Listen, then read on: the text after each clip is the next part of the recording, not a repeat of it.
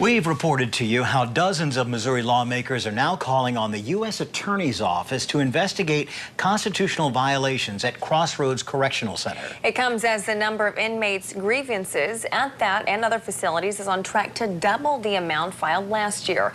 ABC 17's Joe McLean spoke to people on the highest and lowest levels of the Department of Corrections. He finds out from where the unrest is coming. As of mid-August, nearly 1,300 inmate complaints have been filed against the staff at Tipton Correctional Center.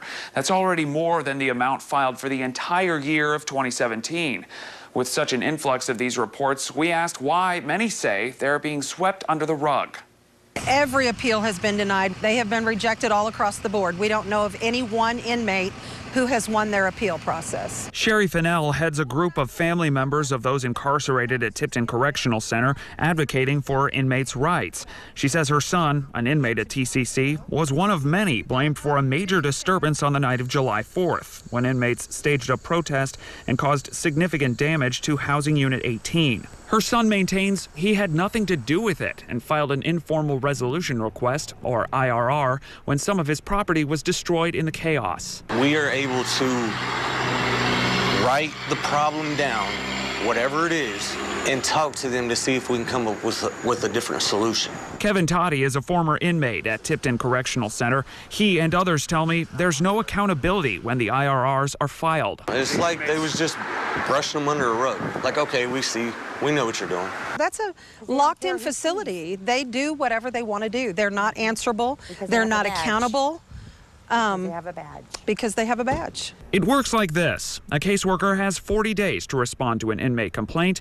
The inmate can file a grievance if not satisfied with the response, and that goes to the warden, who has another 40 days to respond. Once the warden weighs in, the inmate has 7 days to appeal to the DOC main office in Jefferson City, where a decision could take up to 100 days. In the end, if the inmate is still not satisfied, they can file a lawsuit. It's a lengthy paperwork process, but the DOC says the staff is up to date on handling the grievances. I understand that offenders are, they file complaints and they have issues and we work to resolve those, but I will tell you that the staff that work for the Department of Corrections, they are here, they come to work every day, they do a good job. In the last 9 months at Tipton, 525 IRRs were marked resolved or satisfied, while nearly 1,100 were left unsatisfied or failed to make it through the process. I asked DOC Director Ann Precythe about accountability within the grievance system. Is there any avenue that an inmate can take that is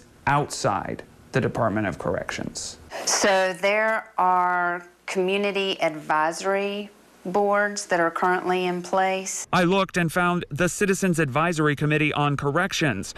However, its website listed board seats that were either vacant or term expired. And the phone number listed is that of the Maine Department of Corrections switchboard. Still, Ann Precythe says complaints are not shrugged off. I can tell you, as director, we take all complaints, whether they're staff or offender driven. We take every one of them seriously, and we do look into them, and then we resolve them in the way that's most appropriate for whatever occurred.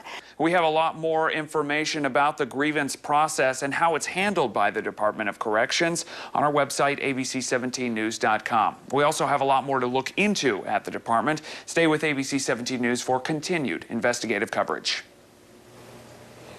You can see much more data and the full interview with the director on abc17news.com.